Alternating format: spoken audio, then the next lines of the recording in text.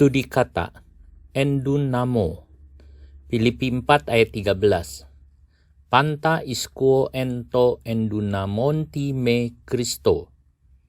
Aku menyanggupi semuanya di dalam Kristus yang menguatkan aku. Ini bukan perkataan kesombongan Rasul Paulus, melainkan kesaksian hidupnya bahwa ia tidak mampu, tetapi Tuhan yang telah memampukannya, sehingga ia sanggup mengerjakan segala hal karena Kristus.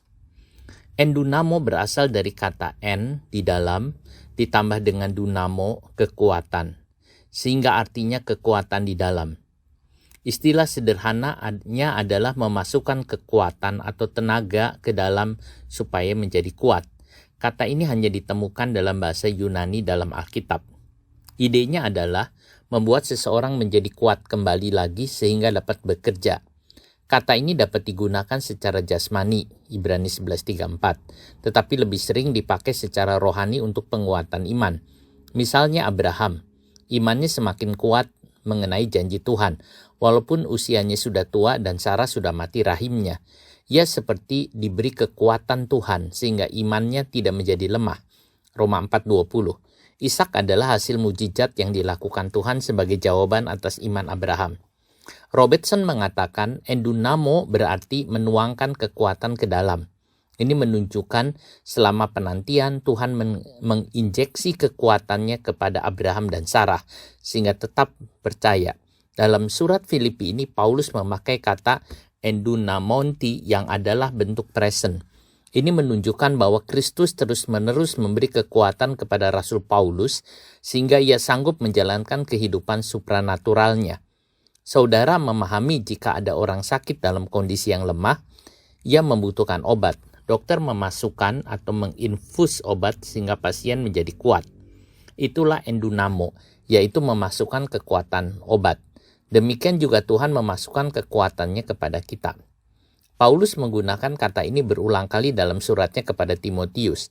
Awalnya menulis, "Aku bersyukur kepada Dia yang menguatkan aku, yaitu Kristus Yesus, Tuhan kita. Karena ia menganggap aku setia dan mempercayakan pelayanan ini kepadaku." 1 Timotius 1:12.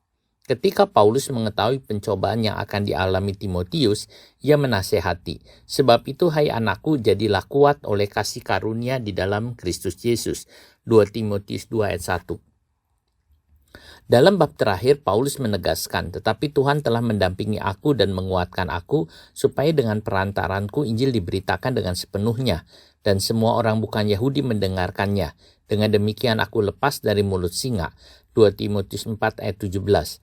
Dari penggunaan endunamo ini, perhatikan bagaimana dari awal sampai akhir Paulus mengungkapkan kebutuhan dan ketergantungannya kepada Tuhan.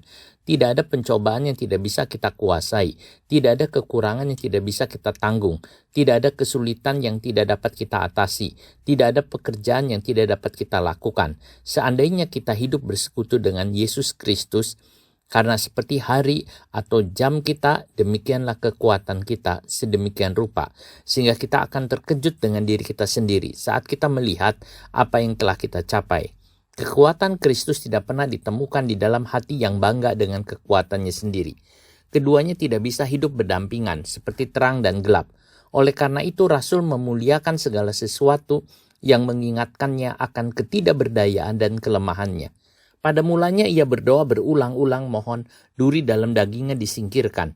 Tetapi setelah Tuhan menjelaskan bahwa kekuatannya hanya dapat disempurnakan dalam kelemahan, dan bahwa kehadiran duri adalah untuk mengingatkan agar ia terus memandang kepada Tuhan yang memberi kekuatan. Sebab justru dalam kelemahan kuasaku menjadi sempurna. Sebab itu terlebih suka aku bermegah atas kelemahanku, supaya kuasa Kristus turun menaungi aku. Endunamo adalah kekuatan yang diberikan Tuhan kepada seseorang, kepada hambanya. Amin. Haleluya.